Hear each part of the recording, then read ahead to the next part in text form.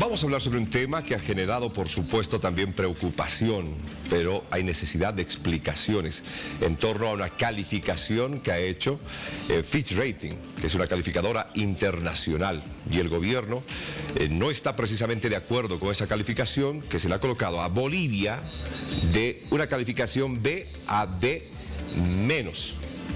Está con nosotros el ministro de Economía, Marcelo Montenegro, para poder hablar precisamente sobre ese tema y darle respuesta a la población que con seguridad también se está preguntando por qué hemos rebajado, qué está pasando con nuestra economía. Para explicarnos, ministro, buen día, bienvenido. Muy buenos días, John. Muchas gracias a Bolivisión, al programa Al Día en tu Día.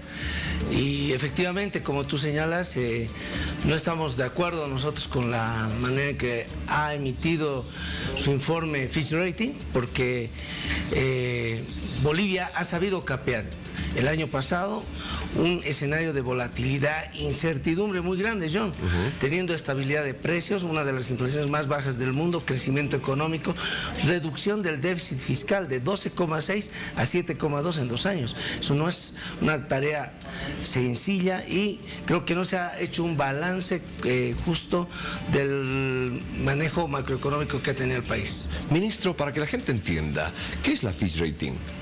La Fitch Rating es una calificadora de riesgo, es una empresa que se dedica a evaluar las capacidades de pago, el riesgo que podía llevar en determinado tipo de endeudamiento y si este emisor de esta deuda tiene la capacidad en el futuro de hacer frente con esa deuda.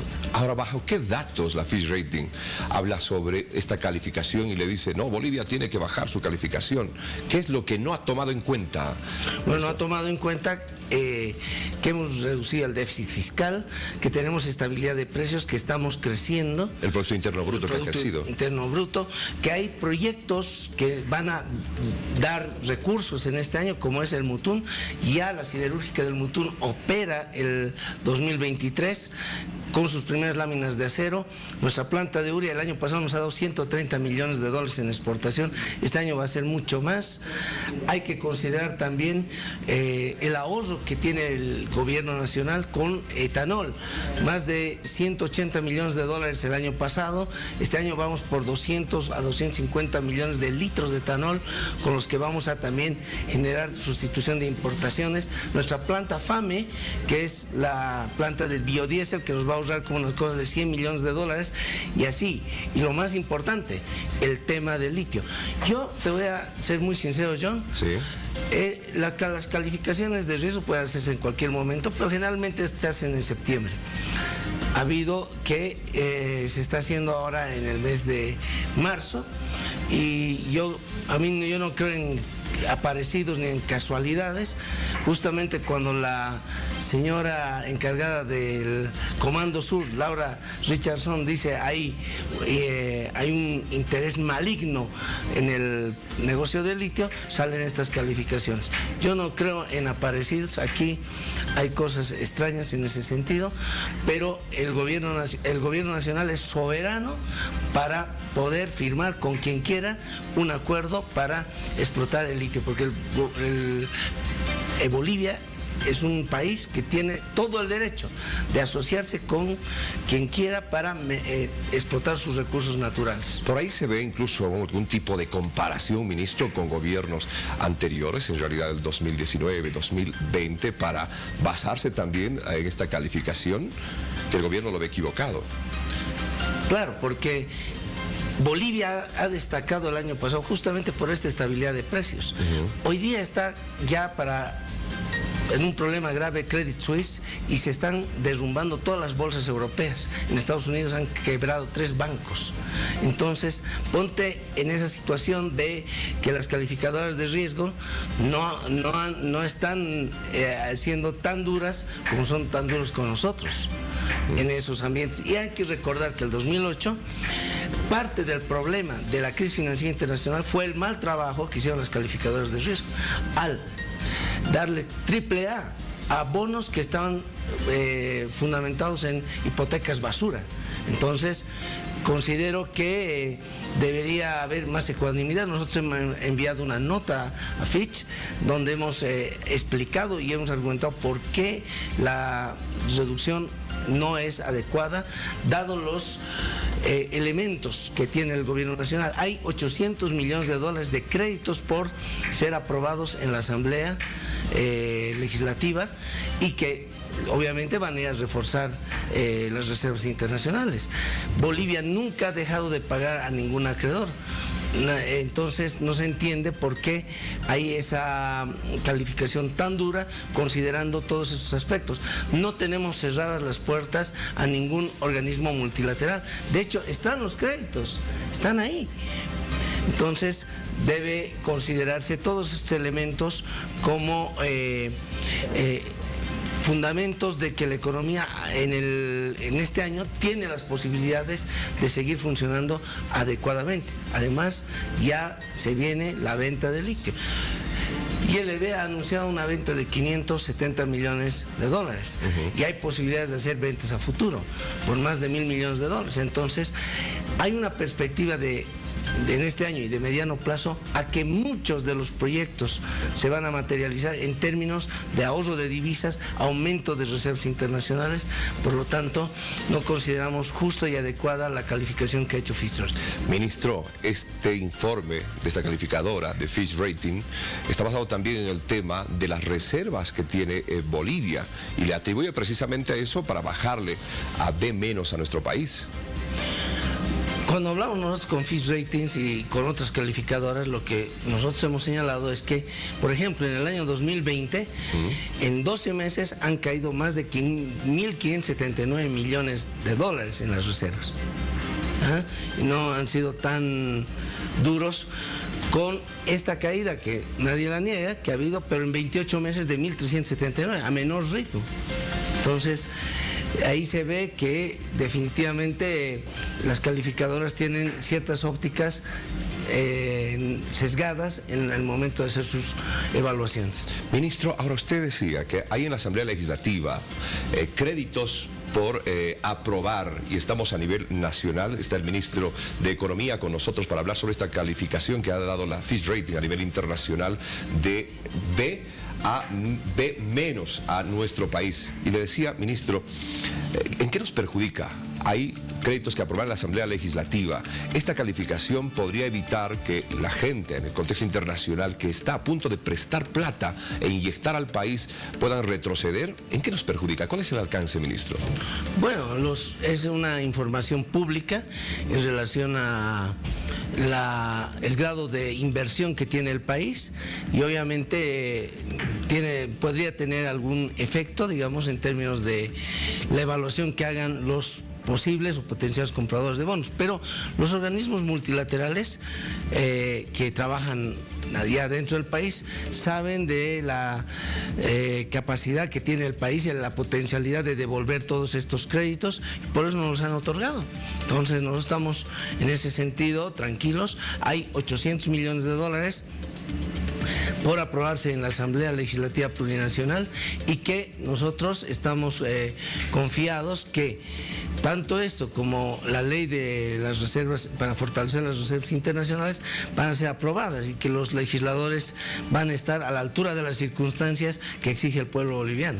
¿Se puede cambiar, ministro, esta calificación con un precisamente reclamo que ustedes ya han hecho conocer? Probablemente no, porque es la calificación que hace esta agencia.